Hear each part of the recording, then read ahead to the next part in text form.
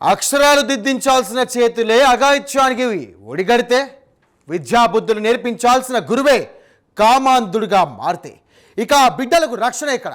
సరస్వతి నిలయం లాంటి పాఠశాల సాక్షిగా ఒక పాడు పని జరుగుతోంది. ఆ గదిలో అసలు ఏం జరుగుతోంది? కంప్యూటర్ నేర్పిస్తానని పిలిపించి ఆ ఉపాధ్యాయుడు చేసినటువంటి వెకిలి చేష్టలేంటి? నారాయణపేట జిల్లా మద్దూరు మండలం మోమినాపూర్లో వెలుగు చూసినటువంటి ఈ దారుణం వెనుక అసలు నిజాలేంటి? రాష్ట్ర ముఖ్యమంత్రి ప్రాతినిధ్యం వహిస్తున్నటువంటి నియోజకవర్గంలోనే ఇంతటి తెగింప? ఈ దారుణాన్ని కప్పిపుచ్చడానికి ప్రయత్నించిన ఆ పెద్ద మనుషులు ఎవరు? ప్రతి ఒక్కరిని ఉలిక్కి పడేలా చేసినటువంటి ఈ స్కూల్ క్రైమ్ స్టోరీ ఇప్పుడు చూద్దాం.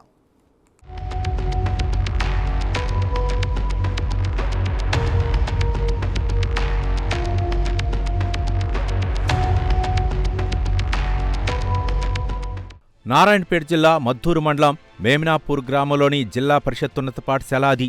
నిత్యం విద్యార్థుల కోలాహలంతో కలకల్లాడే ఆ విద్యామందిరంలో మార్చి 7వ తేదీన ఒక నల్లటి మచ్చపడింది. అక్కడ ఉపాధ్యాయుడిగా పనిచేస్తున్న స్వామి అనే వ్యక్తి తన వృత్తికే కళంకం తెచ్చేలా ప్రవర్తించాడు. 10వ తరగతి చదువుతున్న ఒక అమాయక విద్యార్థిని పాఠశాలలోని కంప్యూటర్ ల్యాబ్కు రమ్మని పిలిచాడు. చదువు చెప్తారన్న నమ్మకంతో వెళ్లిన ఆ బాలికపై ఆ ఉపాధ్యాయుడు తన వికృత రూపాన్ని ప్రదర్శించాడు. అత్యంత అసభ్యకరంగా ప్రవర్తిస్తూ ఆ విద్యార్థిని భయభ్రాంతులకు గురిచేశాడు.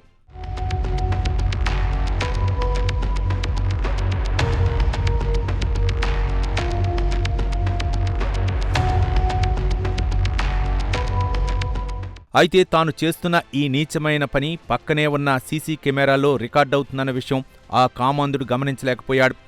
ఆ గదిలో జరిగిన ప్రతి వెకిలి చేష్ట కెమెరా కంటికి చిక్కింది. అక్షరాలు నేర్పాల్సిన గురువు అకృత్యానికి ఒడిగట్టిన తీరు ఇప్పుడు స్థానికంగా పెను సంచలనంగా మారింది. ఆ దృశ్యాలు చూస్తుంటే సభ్య సమాజం తలదించుకునేలా ఉన్నాయి. ఒక పక్క రాష్ట్ర ప్రభుత్వం విద్యా వ్యవస్థను ప్రక్షాళన చేస్తామని చెబుతుంటే క్షేత్రస్థాయిలో ఇలాంటి కీచక పర్వాలు వెలుగుచూడటం ఆందోళన కలిగిస్తోంది.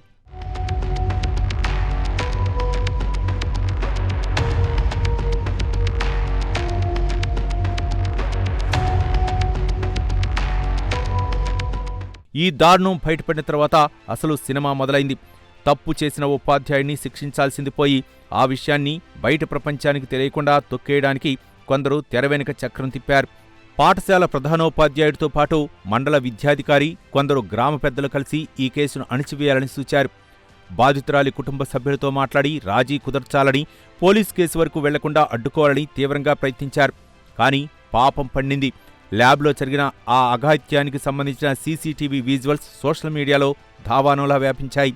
నిమిషాల్లోనే ఆ వీడియో వైరల్ కావడంతో మీడియా ప్రతినిధులు పాఠశాలకు క్యూ కట్టారు. దీంతో విషయం ముదిరిందని గ్రహించిన నిందితుడు స్వామి భయంతో అక్కడి నుంచి పరారయ్యాడు. దీంతో విద్యాశాఖ ఉన్నతాధికారులు ఒక్కసారిగా ఉలిక్కిపడి విచారణకు రంగం సిద్ధం చేశారు. నిందితుడిని రక్షించాలనుకున్న వారి ఆశలు అడియాశలయ్యాయి.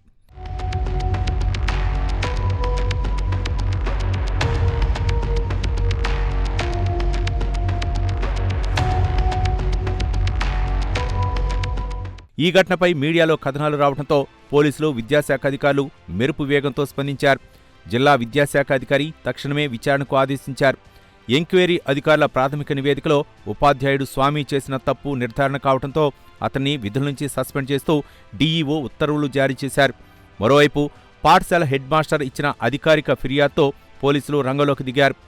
ఎస్ఐ విజయకుమార్ నేతృత్వంలో నిందితుడైన స్వామిపై కఠినమైన ఫోక్సో చట్టం కింద కేసు నమోదు చేశారు.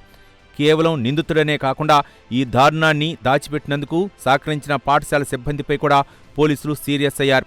ఇలాంటి ఘటనలో ఎవరిని ఉపేక్షించే ప్రసక్తే లేదని పోలీసులు హెచ్చరిస్తున్నారు.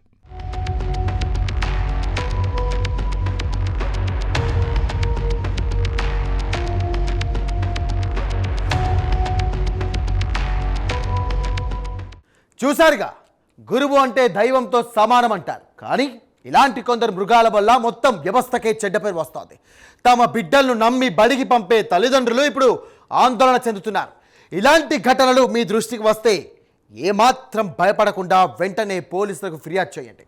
రాజీ పడడం అంటే నేరస్తుడికి మరిన్ని నేరాలు చేసే అవకాశం ఇవ్వడమే అని మర్చిపోవద్దు.